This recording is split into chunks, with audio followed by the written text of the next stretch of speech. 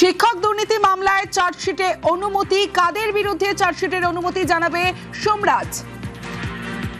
দেখো, ঘোষণার পরেই অ্যাকশন শুরু করলো রাজ্য সরকার এবং স্কুল শিক্ষা দপ্তরের তরফে কিছুক্ষণ আগে একটি নির্দেশিকা জারি করা হয়েছে। মূলত এসএসসি দুর্নীতি কাণ্ডে সিবিআই এর তরফে যে 4টি মামলা করা হয়েছিল এবং সেখানে একাধিক প্রাক্তন শিক্ষা আধিকারিকের বিরুদ্ধে যে অনুমোদন চেয়েছিল সিবিআই, এবার সেই অনুমোদন দিল রাজ্য সরকার। মূলত এই একাধিক যে শিক্ষা দপ্তরের আধিকারিক, যার মধ্যে রয়েছেন এসএসসির প্রাক্তন চেয়ারম্যান, মধ্যশিক্ষা পর্ষদের প্রাক্তন চেয়ারম্যান, এসএসসির কয়েকজন অফিসার যারা এই তালিকা রয়েছেন, তাদের বিরুদ্ধে দুর্নীতি দমন আইনের 7 নম্বর, 7 এ এবং 8 নম্বর এই 3টি ধারায় যে অভিযোগের ভিত্তিতে প্রয়োজনীয় মামলা চালানোর অনুমতি দেওয়া হয়েছে। রাজ্য স্কুল শিক্ষা দপ্তরের তরফে প্রয়োজনীয় অনুমতি দেওয়া হলো সিবিআই কে। ইতিমধ্যেই তার নির্দেশিকা রাজ্য স্কুল শিক্ষা দপ্তরের তরফে জারি করা হয়েছে।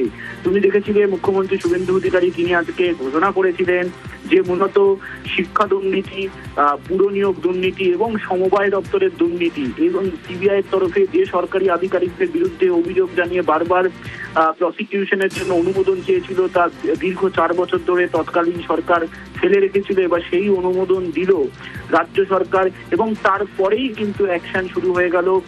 শিক্ষা দপ্তরের যে এসএসসির যে দুর্নীতি কাণ্ড, সেই দুর্নীতি কাণ্ডে সিবিআই এর তরফে যে 4টি মামলা এবং সেই 4টি মামলায় যে সরকারি আধিকারিকদের বিরুদ্ধে অভিযোগ উঠেছিল, তাদের বিরুদ্ধে এবার প্রসিকিউশন শুরু করার অনুমতি দিল রাজ্যের স্কুল শিক্ষা দপ্তর। বেশ।